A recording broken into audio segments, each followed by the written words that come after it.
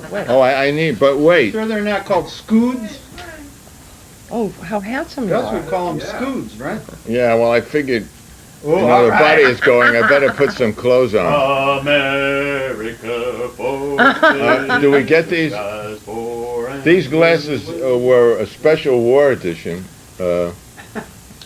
made by Thelma Blitz. And she sells them, Blitz, as in Krieg. Wow. She sells them on Spring Street near West Broadway, and somehow this one didn't go over too well. You see, there's a gorilla with the cocktail toothpick. and there's the. I'll trade you. There's the. These are soldiers, and they're lying in a pool of blood. And that's one of the horses of the 4 horses of the apocalypse.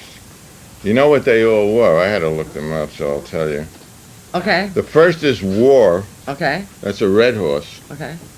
Hold your head. And the second is victory, Yeah, a sure. white horse, Yeah. also known as conquest. But victory is what the U.S. gets. Conquest is what Iraq gets. And the third is famine. Yes. That's coming back. We thought I think so. You know, we thought we just had hunger, but I think a better translation now is famine. Wow. And the fourth is death, the pale rider. I wonder what color pale is, actually. A whiter shade of, a Black. deadlier shade of pale. Let's see, I can actually read with these on. That's amazing. Well, a sermon and a song, you know. So this is part of the sermon here. It's a sermon and a cartoon. The old fucks at home. Yes. Who's going to read it? You read the woman's part. I Me? Know. Yeah, I know why. I can't see that far. I know why Bush declared war. I know why Bush declared war. Why? To help us forget our troubles. To help us forget our troubles, dear. Oh, I nearly broke my glasses. The old fucks at home. And here's an old one that might That was actually, yeah. Oh, okay.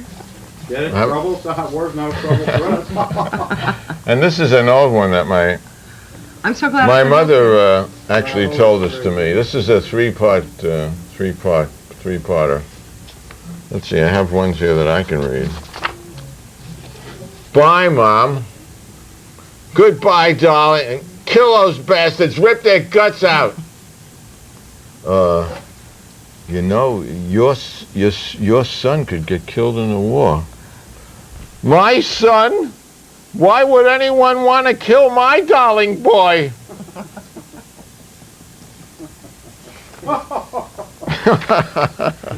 It had a tinge of irony to it.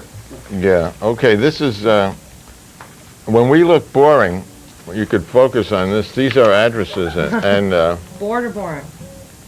well, both. These are addresses and phone numbers you could call up if you want to stop the war. Uh-oh. Oh, you're going to have to hold that, right? Oh, great. All right. Oh, well, maybe we can, I'll keep this. and the next part is actually non-visual, but it's wartime, so we have to do the hard things. And I'd like to read all of you Come in closer, I guess. Look at, they 8 can't read quotations. that. They can't read that.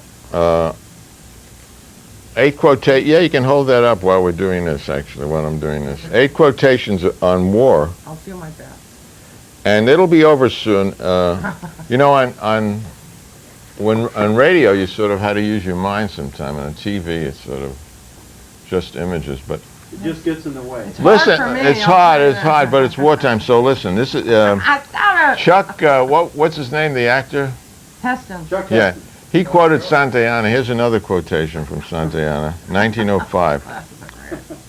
The military classes, since they inherit the blood and habits of conquerors, naturally love war, and their irrational combativeness is reinforced by interest. For in war, officers can shine and rise, while the danger of death to a brave man is rather a spur and a pleasing excitement than a terror. A military class is therefore always recalling, foretelling, and meditating war. It fosters artificial and senseless jealousies toward other governments that possess armies. And finally, as often as not, it precipitates disaster by bringing about the objectless struggle on which it has set its heart. 1905.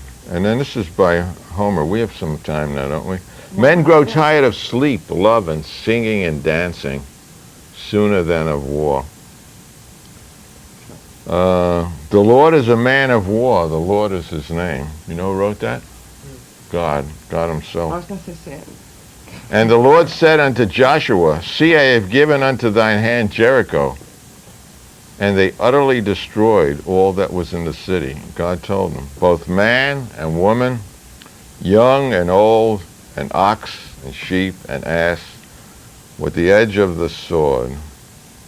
So that and Caesar were the first genocides I can remember. This is one I like. The conqueror would rather burst the city gate than find it open to admit him. He would rather ravage the land with fire and sword than overrun it without protest from the husbandmen. That's Lucan, 48, Common Era. What's the difference between religion and patriotism?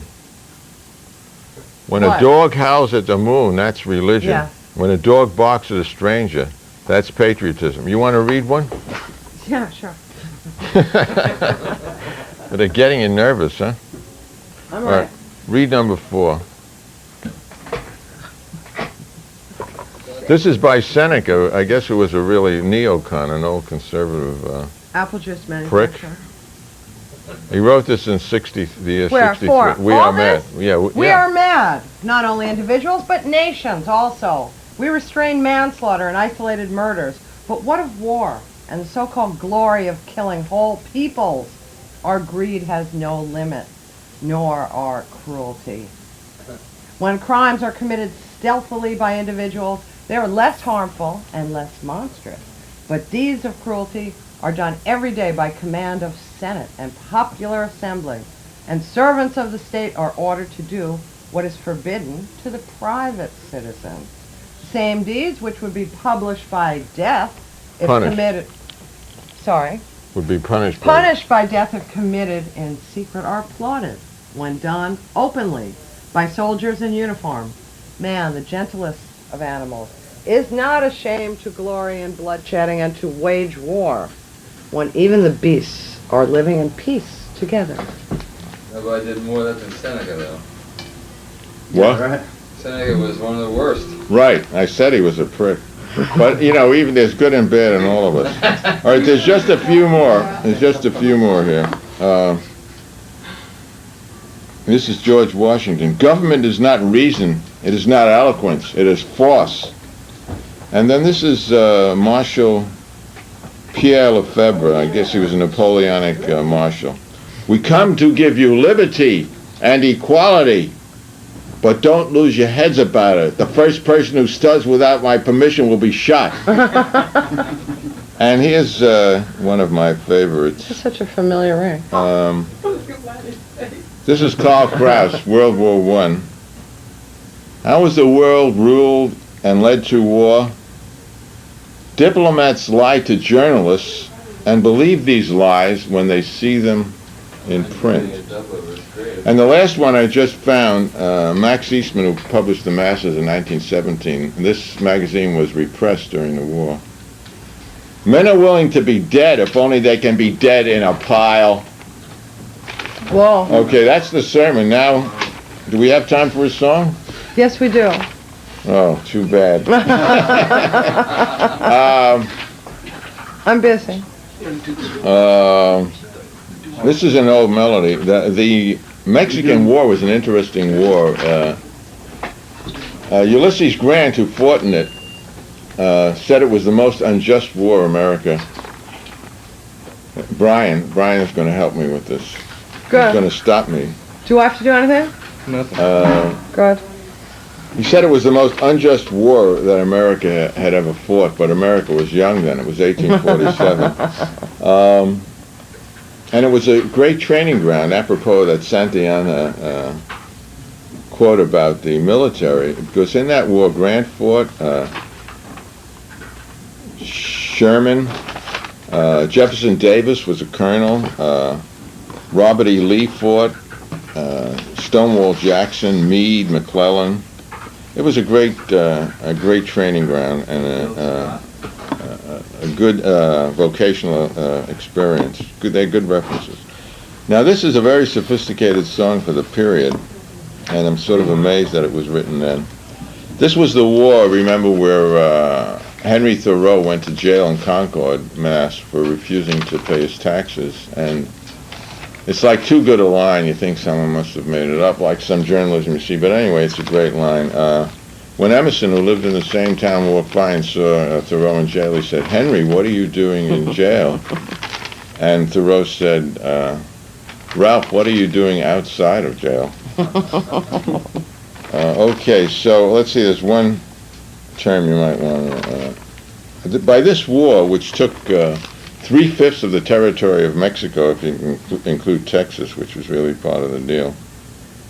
That's more than half of Mexico, and added most of all of the American Southwest, including California, Nevada, Utah, New Mexico, Arizona, parts of some other states to the Grand Union.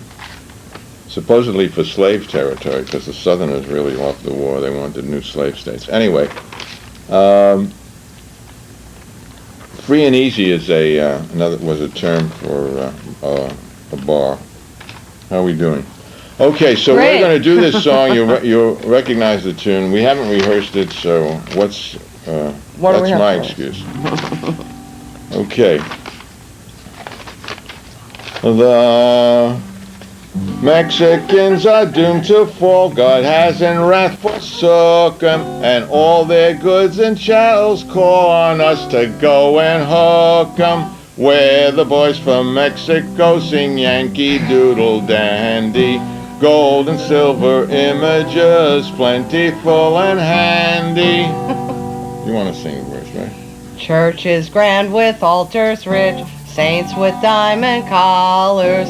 That's a talk to understand with lots of bright new dollars. Where the boys from Mexico, etc. The Mexicans have cut up high, and we have let them do it till they have got our dander rising. Now they'll have to rue it. We have a corps of editors, each with mighty bellows, That's good. to strike a mortal terror in them tarnal Spanish fellows. We're the boys from Mexico, and when we've laid aside our arms with nothing more to vex us, we'll vote ourselves extensive farms, each one as big as Texas. And when our flag has been upheld and crushed lies each presumer, we'll open free and easies in the Hall of Montezuma. Where the boys of Mexico sing Yankee Doodle Dandy, gold and silver images plentiful and handy. Oh, we're the boys for Texaco, I thought it was. Oh, let's do it that way. We're the boys for Texaco sing Yankee Doodle Dandy, oil and silver images plentiful and handy. Oh, gold and oily images. Gold and oily images plentiful and handy. Good night, friends. I'm so embarrassed. Very nice. Thanks a I lot. think Brian's going to do He better. a number now. He better. I'll do a Going real to do a short. number on us. Oh, thank you. Thank you. Glasses are Don't forget to get these. spectacular. Sign up. You want to enlist I want now. to take champagne though. Here, oh boy. Excuse me. And now it's time for Brian Benson. Yeah, this is a Stephen Grossman song. There's no words in it, but it's certainly an anti-war song. He needs a Oh, yeah. microphone. Oh, yeah, a good idea. Just a minute. Now it's time. Yeah, put that in front of him too. That's a really good one for him. It's really far out what's going on here. Yes. Woo! So here we are. We're going to be taking some phone calls at 475-1555 in a few minutes. But first, Brian Benson. Thank you.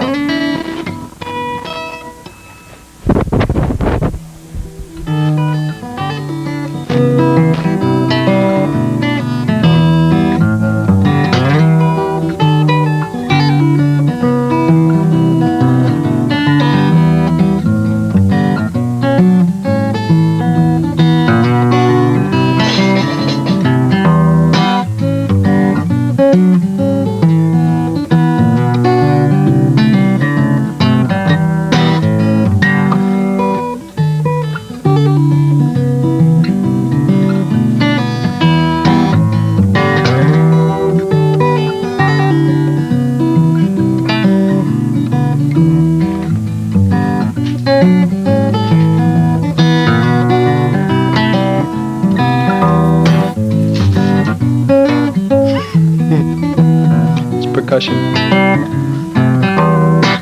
Who made the statement about howling at the moon, the doggy, Oh, religion one way, patriotism not another? me, but... No, but who? I forget, it was sort of like... All right, well, he'll get back to us. Get back to I us. don't have the name, but I might be able to find it. Doesn't matter. A smart Okay. man, I think it's like, it's American and probably like... That's good enough. 1930. Thank you. Thank you for calling, Beth. Okay. Okay. Bye-bye. Do we have another call?